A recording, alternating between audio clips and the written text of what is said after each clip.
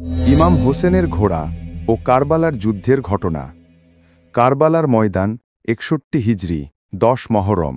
সত্য ও ন্যায়ের পক্ষে তিনি তার পরিবার ও অল্প সংখ্যক সাথী নিয়ে কারবালার মরুভূমিতে দাঁড়িয়েছিলেন। ইয়াজিদের বিশাল সেনাবাহিনী একদিকে, আরেকদিকে মাত্র ৭২ জন সাহসী সাথী। ইমাম হোসেন আয়ের ঘোড়ার নাম ছিল জুলজানা, এক মহা শক্তিশালী সাদা ঘোড়া। এই ঘোড়াই তাকে ময়দানে বহন করেছিল। যুদ্ধ শুরু হলে সাহসী সাথীরা একে একে শাহাদত বরণ করেন। অবশেষে ইমাম হোসেন আই তার প্রিয় জুলজানা ঘোড়ায় চড়ে ময়দানে প্রবেশ করেন।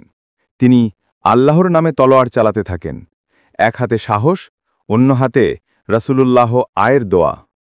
শত্রুরা তাকে ঘিরে ফেলে, চারদিক থেকে বর্ষা ও তীর ছুঁড়ে তাকে আঘাত করা হয়। তিনি আহত হয়ে ঘোড়া থেকে মাটিতে পড়ে যান।